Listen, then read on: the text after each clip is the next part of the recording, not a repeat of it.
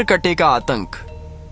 एक छोटे से गांव का से जिसका नाम था कतुलिस्तीवा। ये गांव के लोग बहुत खुशहाल जीवन जीते थे, लेकिन फिर एक दिन सब कुछ बदल गया। गांव में रात के समय अजीब घटनाएं होने लगी। पशु डर कर भागने लगे। धीरे धीरे गांव वालों को महसूस होने लगा कि कोई अनजानी परछाई अब गांव में मंडराने लगी है। एक रात गांव के उत्तर दिशा में बने एक घर से चीख की आवाज आई। लोग दौड़े, लेकिन जब वहां पहुंचे तो वहां केवल एक बच्चे की लाश मिली। उसके चेहरे पर भय की छाप थी, मानो वह मरते समय भी कुछ कहना चाहता हो। धीरे धीरे गांव में फैल गई एक भयानक अफवाह। एक सरकटा आदमी रात को गांव में आता है। वो हर रात किसी घर का दरवाजा खटखटाता है और जो बच्चा बाहर आता है वह फिर कभी नहीं लौटता। लोग इसे अंधविश्वास मानकर नजरअंदाज करने लगे, लेकिन फिर एक और बच्चा मारा गया, फिर एक और। अब यह सिलसिला हर रात का बन गया। हर रात जैसे ही घड़ी 12 बजती, गांव में सन्नाटा फैल जाता। हर घर का दरवाजा बंद कर दिया जाता। ठक ठक ठक ठक कोई जोर जोर से किसी घर का दरवाजा पीटता। उसके बाद बस चीख सुनाई देती और फिर सन्नाटा। सुबह गांव के चौराहे पर एक और मासूम की लाश पड़ी होती। गांव वालों का धैर्य अब टूट चुका था। एक सुबह वे सब मिलकर पास के थाना पहुंचे। उन्होंने इंस्पेक्टर रवि सिंह को सब कुछ बताया। इंस्पेक्टर ने पहले इसे मजाक समझा। अरे भूत वूत कुछ नहीं होते, किसी सिरफिरे कातिल का काम होगा। गांव वालों ने बच्चों की तस्वीरें, घटनाओं का क्रम और सबूत दिखाए। इंस्पेक्टर थोड़ा गंभीर हुआ और कहा, ठीक है, आज रात मैं खुद गाँव में पहरा दूंगा। अगर सच में कुछ है तो सामने आएगा। रात करीब 12:15 पर इंस्पेक्टर रवि गांव पहुंचा। गांव शांत था, मगर आसमान में काले बादल थे। हवा चल रही थी और हर तरफ डर का माहौल। तभी ठक ठक ठक ठक एक कच्चे घर का दरवाजा जोर से पीटा गया। इंस्पेक्टर ने अपनी बंदूक उठाई। अचानक एक परछाई सामने आई।